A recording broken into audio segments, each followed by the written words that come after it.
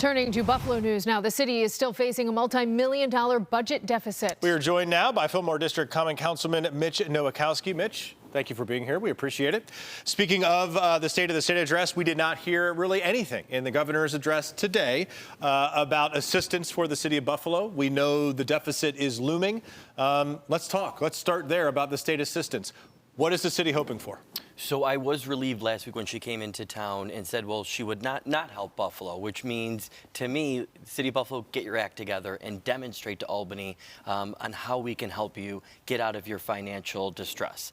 And the fact is the City of Buffalo tax is the lowest tax city in the state of New York. So other municipalities, Rochester, Syracuse are going to say, look, you got to be comparable to us in order for you guys to get more state money. But that also makes sure that Mayor Sean Ryan proposes a budget that not only slims things down, but ultimately looks at other revenues on how to balance our budget, and that also takes it from looking within on what we can do if we have to raise taxes, if we have to look at other mechanisms to get and collect more money in order for the state to give us a softer landing come their budget time. Barbara Miller-Williams, the city comptroller, says the deficit could be between $42 and $80 million.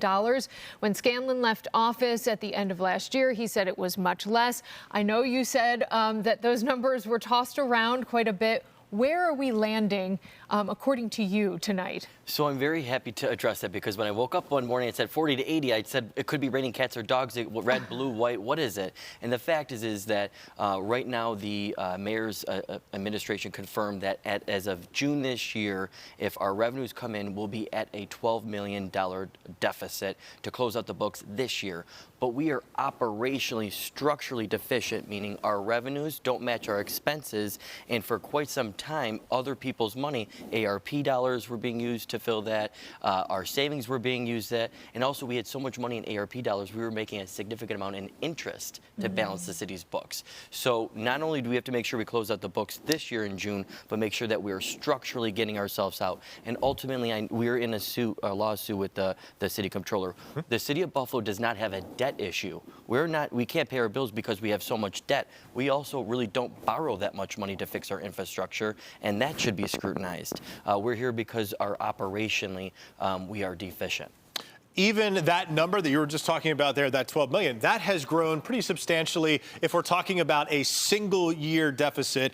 Earlier, late last year, that deficit was around maybe $2 to $4 million. That's what we were thinking by June. That has now ballooned to 12 because now more numbers are coming in. So the financial picture is becoming more in focus.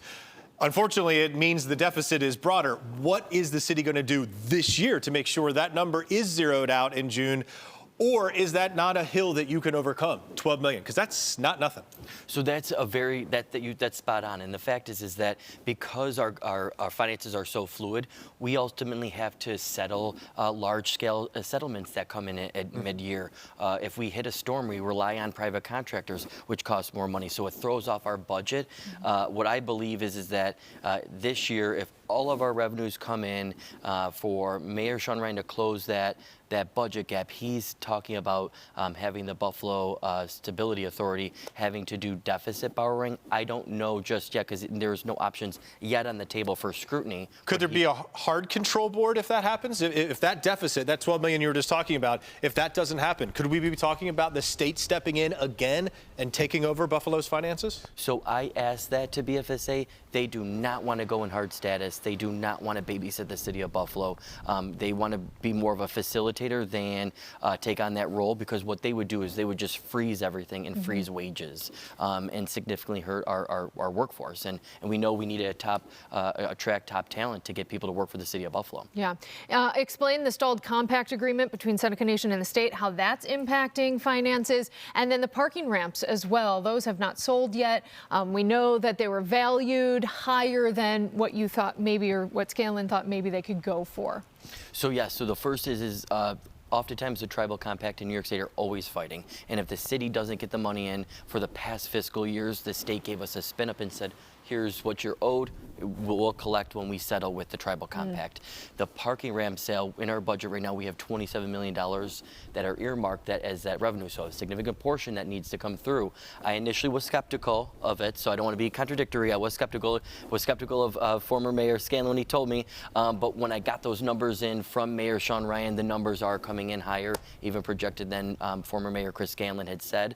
And then here's where the key where I was gotten was, Councilmember, if we initiate this, we can get the money in 60 days. And to me, that signals that it's more liquid than we think to close out our books this year. And those are all good things. And the state may kick in some money as well, but I think the state is going to say, and what most people would argue is, Buffalo needs to help itself. And what Buffalo needs to do is generate more revenue. The best way to do that is a tax increase. It would be the first time you open this thing by saying Buffalo is lower than Syracuse, Rochester, other cities. What is it going to take in order to maybe balance these budgets? Because that number's got to be coming into better focus now, too. We're into 2026.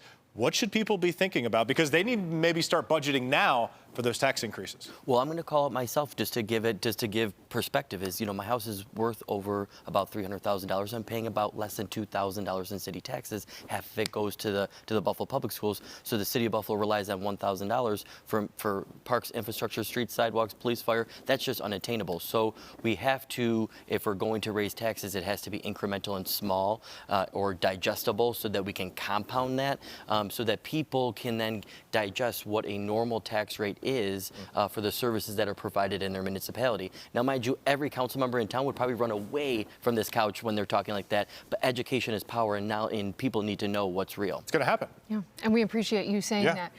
Okay, City Councilman Mitch Nowakowski, thank you so much for joining us. Thanks for having me. Appreciate it.